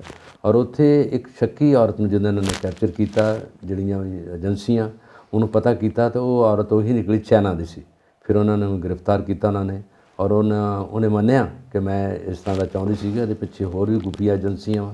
ਔਰ ਏਡੇ ਵੱਡੇ ਧਾਰਮਿਕ ਨੇਤਾ ਨੂੰ, ਜਿਹਨੇ ਲੋਕਾਂ ਨੂੰ ਸ਼ਾਂਤੀ ਦਾ ਪੈਗਾਮ ਦੇਣਾ, ਜਿਹਨੇ ਲੋਕਾਂ ਨੂੰ ਭਲੇ ਦਾ ਪੈਗਾਮ ਦੇਣਾ, ਉਹਨੂੰ ਮਾਰਨ ਦੀਆਂ ਧਮਕੀਆਂ ਦਿੱਤੀਆਂ ਜਾਣ ਤੇ ਇਹ ਗੱਲ ਜਿਹੜੀ ਹੈ ਬੇਬੁਨਿਆਦ ਵੀ ਹੁੰਦੀ ਆ ਉਸ ਬੰਦੇ ਦੀ ਜਿਹਨੇ ਉਹਨਾਂ ਨੂੰ ਧਮਕੀ ਦਿੱਤੀ ਹੈ। ਬਹੁਤ ਪਹਿਲਾਂ ਜਦੋਂ ਇਹ ਤਿੱਬਤ 'ਚ ਨੇ, ਸ਼ੁਰੂਆਤ ਜਦੋਂ ਛੋਟੇ ਜਿਹੇ ਨੇ, ਉਦੋਂ ਵੀ ਚੀਨ ਵੱਲੋਂ ਇਹਨਾਂ ਦੇ ਉੱਤੇ ਦਬਾਅ ਸੀ ਔਰ ਆਪਣੀ ਜਾਨ ਇਹ ਸੁਰੱਖਿਅਤ ਕਰਨ ਵਾਸਤੇ ਭਾਰਤ ਆਏ, ਇੱਥੇ ਅਸਾਈਲਮ ਲਿੱਤਾ। ਉਦੋਂ ਤੋਂ ਇਹ ਭਾਰਤ ਦੇ ਵਿੱਚ ਨੇ। ਚੀਨ ਸ਼ੁਰੂ ਤੋਂ ਹੀ ਇਹਨਾਂ ਨੂੰ ਪਸੰਦ ਨਹੀਂ ਕਰਦਾ, ਚੀਨ ਇਹਨਾਂ ਦੇ ਖਿਲਾਫ ਹੈ ਸ਼ੁਰੂ ਤੋਂ ਹੀ। ਸਹੀ ਗੱਲ। ਔਰ ਬਹੁਤ ਮਤਲਬ ਜਦੋਂ ਇਹ ਜਵਾਨ ਸੀਗੇ, ਬਲਕਿ ਹਜੇ ਯੰਗ ਏਜ ਵਿੱਚ ਸੀਗੇ, ਉਦੋਂ ਹੀ ਭਾਰਤ ਸ਼ਿਫਟ ਹੋ ਗਏ ਸੀ ਔਰ ਬੜੇ ਬਚਾ ਕੇ ਉੱਥੋਂ ਨਿਕਲੇ ਨੇ, ਕਿਉਂਕਿ ਚੀਨ ਦਾ ਪ੍ਰੈਸ਼ਰ ਬਹੁਤ ਜ਼ਿਆਦਾ ਸੀ, ਇਹਨਾਂ ਨੂੰ ਲੱਭ ਰਹੇ ਸੀ। ਔਰ ਉਹਨਾਂ ਦੇ ਜਿਹੜੇ ਸਮਰਥਕ ਸੀ, ਉਹਨਾਂ ਨੇ ਕਿਸੇ ਤਰ੍ਹਾਂ ਇਹਨਾਂ ਨੂੰ ਉੱਥੋਂ ਬਚਾ ਕੇ ਕੱਢਿਆ ਤੇ ਭਾਰਤ ਵਿੱਚ ਆ ਕੇ ਇਹਨਾਂ ਨੇ ਸਥਾਪਿਤ ਕੀਤਾ ਆਪਣੇ ਆਪ ਨੂੰ। ਭਾਰਤ ਦੀ ਗਵਰਨਮੈਂਟ ਨੇ ਇਹਨਾਂ ਨੂੰ ਸ਼ਰਨ ਦਿੱਤੀ, ਭਾਰਤ ਦੇ ਵਿੱਚ ਉਦੋਂ ਤੋਂ ਰਹਿ ਰਹੇ ਨੇ।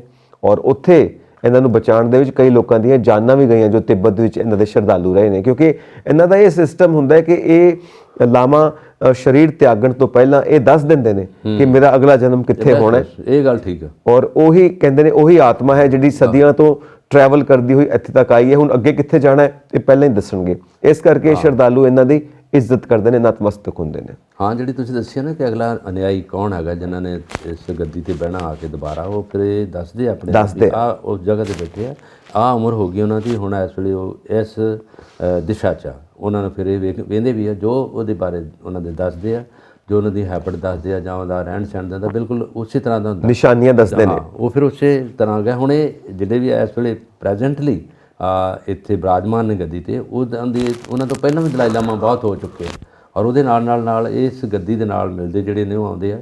ਔਰ ਲਾਮਾ ਜਿਹੜੇ ਆ ਤੁਸੀਂ ਪਹਾੜਾਂ 'ਚ ਖਾਸ ਤੌਰ 'ਤੇ ਵੇਖੋਗੇ, ਇਹਨਾਂ ਦਾ ਰਹਿਣ ਸਹਿਣ, ਇਹਨਾਂ ਦੀ ਯੂਨੀਫਾਰਮ ਜੋ ਕੁਛ ਪਾਉਂਦੇ ਆ ਉਹ ਸਾਰਾ ਇੱਕੋ ਜਿਹਾ ਹੁੰਦਾ। ਔਰ ਇਹਨਾਂ ਦੇ ਹੱਥਾਂ 'ਚ ਕਰਮੰਡਲ ਆ, ਉਹਨਾਂ ਦਾ ਖਾਣ ਪੀਣ ਸਾਰਾ ਕੁਝ ਉੱਥੇ ਆ, ਬੜੀ ਇਕਾਂਤ ਜਗ੍ਹਾ 'ਤੇ ਰਹਿੰਦੇ ਆ। ਔਰ ਸਾਡੇ ਗੁਰੂ ਨਾਨਕ ਪਾਤਸ਼ਾਹ ਵੀ ਗਏ ਨੇ ਉੱਥੇ, ਉਹਨਾਂ ਨੂੰ ਵੀ ਉਹਨਾਂ ਨੂੰ ਜੇ ਇਹਨਾਂ ਦੇ ਪੁਰਾਣੇ ਗ੍ਰੰਥ ਦੇਖੋ ਨਾ, ਉਹਨਾਂ ਨੇ ਲਿਖਿਆ ਹੋਇਆ ਹੈ ਸਾਡੇ ਗੁਰੂ ਆਏ ਨੇ ਨਾਨਕ ਲਾਮਾ। ਬਾਬਾ ਨਾਨਕ ਨੂੰ ਨਾਨਕ ਲਾਮਾ ਕਹਿੰਦੇ ਨੇ ਉਹ, ਕਿਉਂਕਿ ਉਹਨਾਂ ਨਾਲ ਬੈਠੇ, ਉਹਨਾਂ ਨਾਲ ਗੋਸ਼ਟੀ ਕੀਤੀ, ਗੱਲਾਂ ਕੀਤੀਆਂ। ਜਿੱਦਾਂ ਸਿੱਧਾਂ ਨਾਲ ਗੋਸ਼ਟੀ ਕੀਤੀ, ਸਮੇਰ ਦੇ ਪਰਬਤ ਤੇ ਗਿਆ ਸੀ, ਉਹ ਸਿੱਧ ਗੋਸ਼ਟੀ ਹੈਗੀ ਉਹਦੇ ਵਿੱਚ।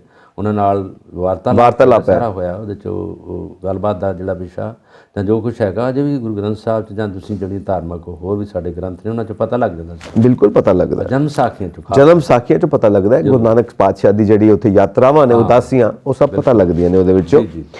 ਸੋ ਸਾਡੇ ਪ੍ਰਧਾਨ ਮੰਤਰੀ ਪ੍ਰਾਈਮ ਮਿਨਿਸਟਰ ਮੋਦੀ, ਉਹਨਾਂ ਦੇ ਮਾਤਾ ਜੀ ਦਾ ਦੇਹਾਂਤ ਹੋਇਆ ਅੱਜ ਸਵੇਰੇ, ਸਵਰਗਵਾਸ ਹੋ ਗਏ ਨੇ 3:30 ਤੇ 100 ਸਾਲ ਦੀ ਉਮਰ ਦੇ ਵਿੱਚ। ਤੇ ਉਹਨਾਂ ਦਾ ਸੰਸਕਾਰ ਤੋਂ ਬਾਅਦ ਮੋਦੀ ਜੀ ਫਿਰ ਕੰਮ ਤੇ ਵਾਪਸ ਆਏ ਨੇ ਔਰ ਇੱਕ ਨਵੀਂ ਟ੍ਰੇਨ ਸ਼ੁਰੂ ਹੋ ਰਹੀ ਹੈ, ਉਹਨੂੰ ਹਰੀ ਝੰਡੀ ਦਿੱਤੀ ਹੈ। ਸੋ ਇਹ ਬਾਣਾ ਵਾਪਰਿਆ। ਹਾਂ, ਇਹ ਅੱਜ ਹੀ 3:30 ਵਜੇ ਉਹਨਾਂ ਦਾ ਦੇਹਾਂਤ ਹੋਇਆ, ਕਿਉਂਕਿ ਉਮਰ ਵੀ ਉਹਨਾਂ ਦੀ 100 ਸਾਲ ਸੀ। ਉਦੋਂ ਪਹਿਲਾਂ ਜਦੋਂ ਉਹਨਾਂ ਬਿਮਾਰ ਸੀ, ਬਿਮਾਰੀ ਦੀ ਸ਼ਿਕਾਇਤ ਆਈ, ਫਿਰ ਉਹਨਾਂ ਨੂੰ ਅਹਿਮਦਾਬਾਦ ਹਸਪੀਟਲ 'ਚ ਦਾਖਲ ਕਰਵਾ ਦਿੱਤਾ ਗਿਆ। ਫਿਰ ਉੱਥੇ ਉਹਨਾਂ ਨੇ ਟ੍ਰੀਟਮੈਂਟ 'ਤੇ ਚੱਲੀ। ਫਿਰ ਜਦੋਂ ਉਹਨਾਂ ਦਾ ਦੇਹਾਂਤ ਹੋਇਆ, ਫਿਰ ਮੋਦੀ ਸਾਹਿਬ ਆਏ। ਮੋਦੀ ਸਾਹਿਬ ਨੇ ਆਪ ਸੰਸਕਾਰ ਕਰਵਾ ਕੇ ਆਪ ਹੀ ਅਗਨ ਭੇਟਾ ਕੀਤਾ, ਆਪ ਉੱਥੇ ਆਏ। ਔਰ ਦੇਖੋ, ਜਦੋਂ ਕੋਈ ਨਾ ਕੋਈ ਦੁੱਖ ਆਉਂਦੇ ਆ, ਕਈ ਵਾਰੀ ਇਕੱਠੇ ਆਉਂਦੇ ਆ। ਇਹਦੋਂ ਪਹਿਲਾਂ ਇਹਨਾਂ ਦੇ ਭਰਾ ਦਾ ਐਕਸੀਡੈਂਟ ਹੋ ਗਿਆ ਸੀ, ਉਹਨਾਂ ਦੀ ਗੱਡੀ ਜਾ ਕੇ ਵੱਜੀ ਆ, ਉਹਦੇ ਵਿੱਚ ਉਹਨਾਂ ਦੇ ਵੀ ਸੱਟਾਂ ਕਾਫੀ ਲੱਗੀਆਂ, ਹੋਰ ਫੈਮਿਲੀ ਵੀ ਨਾਲ ਹੈਗਾ। ਪਰ ਉਸ ਤੋਂ ਬਾਅਦ ਮਾਤਾ ਜੀ ਵਿਚਾਰੇ ਚਲੇ ਗਏ। ਔਰ ਮਾਤਾ ਜੀ ਨੇ ਜਦੋਂ ਮੋਦੀ ਜੀ ਪ੍ਰਧਾਨ ਮੰਤਰੀ ਬਣੇ ਦੇਸ਼ ਦੇ ਪਿਛਲੀ ਟਰਮ ਦੇ ਵਿੱਚ, ਉਦੋਂ ਜਦੋਂ ਆਏ ਆ, ਉਦੋਂ ਮਿਲੇ ਇਹਨਾਂ ਨੂੰ। ਜਦੋਂ ਆ ਕੇ ਪਹਿਲਾਂ ਉਹਨਾਂ ਨੇ ਓਥ ਟੇਕਿੰਗ ਸੈਰਾਮਨੀ ਕੀਤੀ ਹੈ, ਫਿਰ ਆ ਕੇ ਸਹੁੰ ਚੁੱਕਣ ਤੋਂ ਬਾਅਦ ਇਹਨਾਂ ਦੇ ਪੈਰੀਂ ਹੱਥ ਲਾਇਆ, ਫਿਰ ਇਹਨਾਂ ਨੂੰ ਕੱਪੜੇ ਦਿੱਤੇ ਆ, ਫਿਰ ਆ ਕੇ ਬਹਿ ਕੇ ਮਿਲੇ ਆ। ਔਰ ਉਹ ਵੀਡੀਓ ਲੋਕਾਂ ਨੇ ਵੇਖੀ ਹੈ, ਉਹਨਾਂ ਦੇਖਿਆ ਵੇਖੋ ਇਹਨਾਂ ਨੇ ਕਿਸ ਤਰ੍ਹਾਂ ਪਾਲ ਕੇ ਔਰ ਕਿੰਨੀ ਵੱਡੀ ਉਪਾਧੀ 'ਤੇ ਕੀਤਾ। ਔਰ ਜੀਂਦੀ ਮਾਤਾ ਨੇ ਆਪਣੇ ਪੁੱਤ ਨੂੰ ਇੱਕ ਵੱਡੀ ਉਪਾਧੀ 'ਤੇ ਬਿਰਾਜਮਾਨ ਹੁੰਦਿਆਂ ਦੇਖਿਆ। ਇਹ ਮਾਂ ਦੇ ਲਈ ਬਹੁਤ ਵੱਡੀ ਜਿਹੜੀ ਆ ਸ਼ੋਭਾ ਦਾ ਵਿਸ਼ਾ ਹੁੰਦਾ, ਔਰ ਲੋਕਾਂ ਵੱਲੋਂ ਬੜਾ ਸਤਿਕਾਰਤ ਨਜ਼ਰ ਨਾਲ ਵੇਖਿਆ ਜਾਂਦਾ ਕਿ ਉਹ ਮਾਂ ਜਿਨ੍ਹਾਂ ਨੇ ਇੱਕ ਦੇਸ਼ ਦੀ ਵੱਡੀ ਹਕੂਮਤ ਦੇ ਲੋਕਤੰਤਰ ਦੇ ਵੱਡੇ ਜਿਹੜੇ ਆ ਉਪਾਧੀ ਦੇ ਕੇ ਬਿਰਾਜਮਾਨ ਬਣਾ ਕੇ ਬਣਾਇਆ।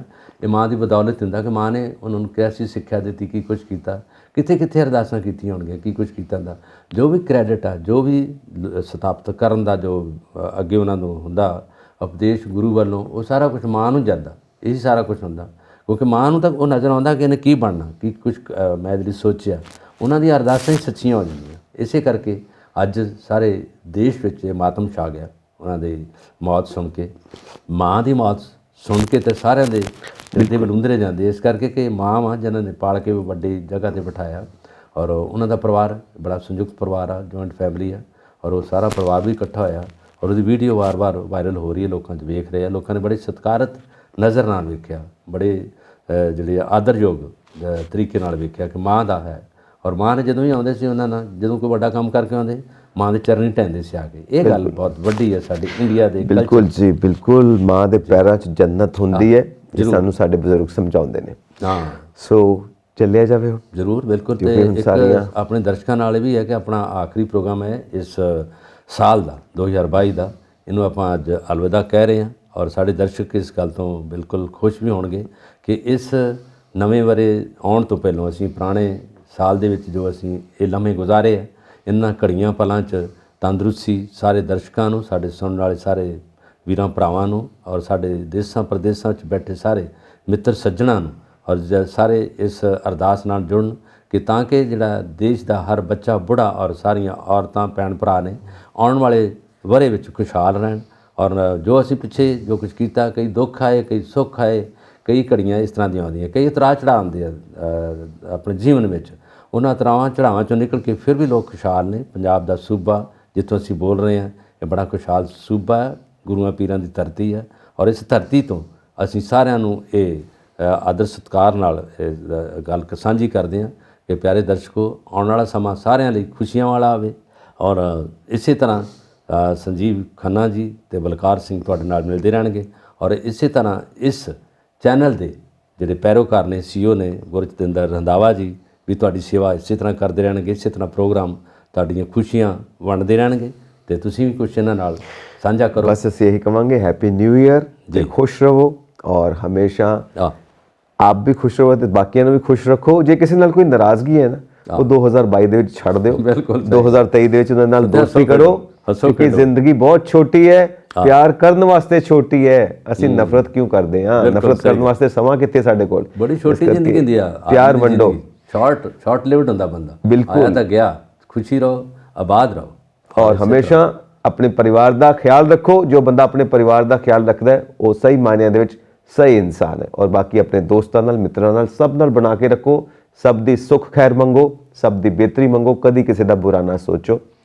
ਅਲਵਿਦਾ ਕਹਿੰਦੇ ਆ ਜੀ 2022 ਨੂੰ, ਤੇ 2023 ਦਾ ਵੈਲਕਮ ਕਰਨ ਵਾਸਤੇ ਅਸੀਂ ਸਾਰੇ ਤਿਆਰ ਹਾਂ। ਆਪਣੇ ਵਿਚਾਰ, ਆਪਣੀਆਂ ਵਿਸ਼ੇਸ ਸਾਨੂੰ ਜ਼ਰੂਰ ਇਨਬਾਕਸ ਕਰ ਦੇਣਾ। ਬਿਲਕੁਲ ਜੀ।